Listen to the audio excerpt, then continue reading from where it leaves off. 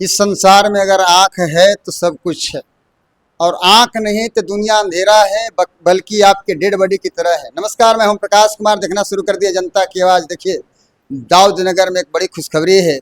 जो मरीज यहाँ से लोग निरंतर यहाँ से ट्रांसफ़र हो रहे थे, यहाँ से आपको बाहर जाने की आवश्यकता था, अब लगभग आपको आवश्यकता को यहाँ दाऊद नगर में पूर्ति होगा, वो भी हर सप्ताह के शनिवार को।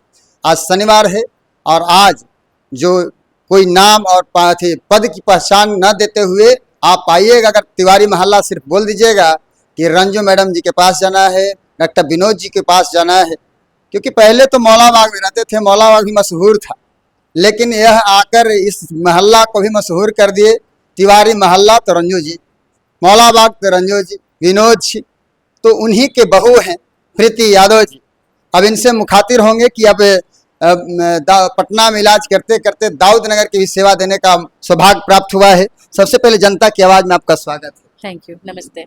और बहुत लोग बहुत सारा इलाज के लिए, हाँ जी, छोटे छोटे इलाज के लिए यहाँ से रेफर हो जाते हैं। हाँ। तो यहाँ किस तरह के ट्रीटमेंट होंगे, इलाज होंगे जो आपको सुविधा मिलेगा? हाँ। सीधा जाइए।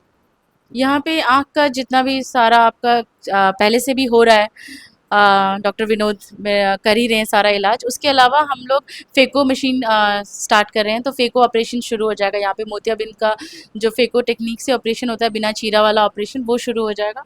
उसके अलावा नसों की बीमारी है, जैसे किसी को ब्लड प्रेशर या शुगर की वजह से कोई दिक्कत है, आँखों में आती है, डबल डबल दिखना होता है, दो दो दो दिखते हैं, या फिर कभी अचानक से नज़र कम हो जाना, जो बहुत सारी बीमारियां हैं जिनका संबंध हमारे मस्तिष्क से है।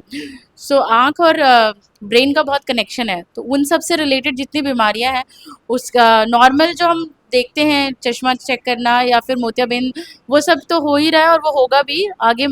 दो चीज़ें इंपॉर्टेंट अब शुरू हो रही हैं, एक तो फेको शुरू हो जाएगा ऑपरेशन यहाँ पे, दूसरा हम न्यूरो ऑप्थेल्मोलॉजी सेवाएं शुरू करेंगे, जो है कि आँख की नसों के बारे में, उससे कोई भी रिलेटेड बीमारियां जो है, जिसमें आता है कि अगर आपको जनरली आपकी बॉडी में कोलेस्ट्रॉल, बीपी, ये सारी बीमारियां, उन सारे मरीजों को ये चेकअप कराना ज़रूरी है कि उन्हें कोई और दिक्कत तो नहीं है, जो या फ्यूचर में कभी भी अचानक रोशनी चली जाए तो उसमें आपको उसी टाइम आके दिखा लेना है। बहुत फास्ट रिकवरी हो जाती है अगर आप विदिन 2 to 3 डेज हमारे पास आ जाए तो। अच्छा, क्या सुझाव रहेगा? बहुत सारे ऐसे हम प्रतिदिन गांव में जाते हैं, बहुत सारे हॉस्पिटलों में जाते हैं, मरीजों की तांता लगा रहता है कि आँख का प्रॉब्लम है, आँख से रोशनी चला जा रहा है, धुंधला दिख रहा है। आखिर वजह ऐसा क्या हो रहा है?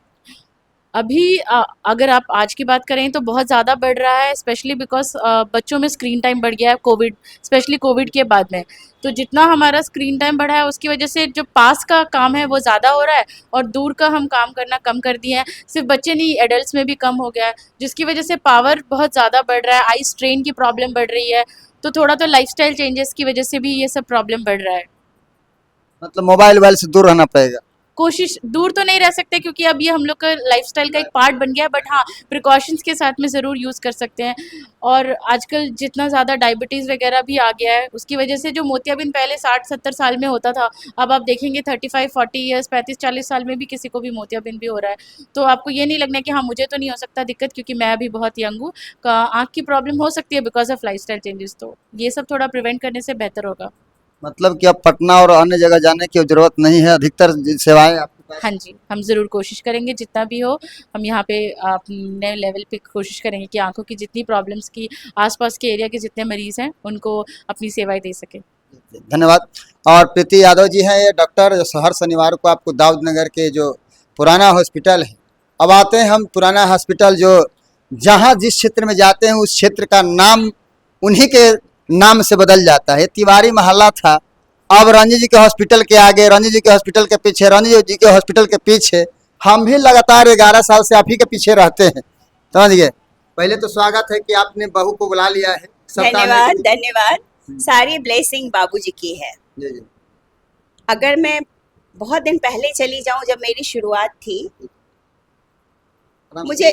मुझे याद आता है कि मैं, बाबूजी कहा करते थे, उनका मरीज होता था लेकिन कहते थे जा तनिका रंजू से देखा ला। तो ऐसे करके उन्होंने मुझे एक शुरुआत दिया था और जितना जगह वहाँ पर था उसी में मैंने शुरुआत किया, सब चीज़ किया। फिर वहाँ से यहाँ पर मरीज कुछ बढ़ जाने पर जगह छोटी हो गई तो मुझे फिर बनाना था, तो मैं यहाँ आ गई। अब मेरी बहू है, really I am proud of her.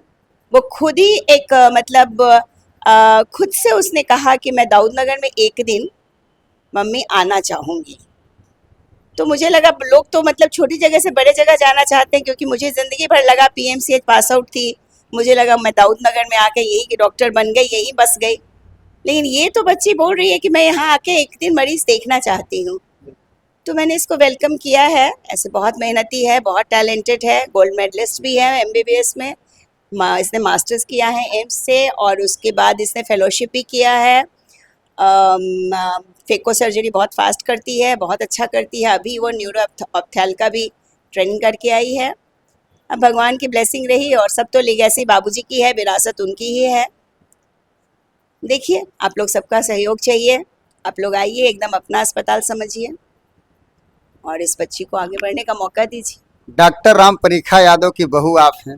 हाँ, आप वो प्राउड महसूस करते थे कि मैं बहू डॉक्टर ही लाया जो हमको हमारे संभालने लगी, हमारे नाम को आगे बढ़ा ले, और डॉक्टर रंजू और विनोद सिंह ने फिर प्रीति यादव को ला दिया। हाँ, बिल्कुल बिल्कुल। मैंने कहा ना, लीगेसी, वो विरासत हमें तो विरासत में मिला है, ये तो भगवान का आशीर्वाद है। तो बाबूजी आज भी हमारे साथ में हैं।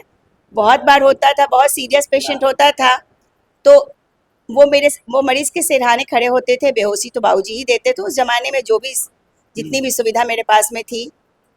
तो एक बार मेरे टेबल पर एक रप्चर यूट्रस आ गया, तो आई वॉज वेरी वरीड कि व्हाट टू डू। बाबूजी ने मुझे कहा कि जो सही है उधर बढ़ो। तो आई सेड कि वो यूट्रस को अगर काट के निकाल देंगे तभी इसका जान बचेगा। तो बाबूजी ने कहा कि तुम इसका यूट्रस निकाल दो। एक ही बच्चा उस लेडी को, सेकेंड बेबी में फट गया था यूट्रस, वो देहात से आई थी टंगा करके। बाबूजी सिरहाने खड़े थे, हमको हिम्मत थी, मैंने किया, मरीज बच गया। तो ऐसा तो मतलब अनगिनत वाकया है, अगर मैं लिखने लगूं तो मोटी किताब हो जाएगी।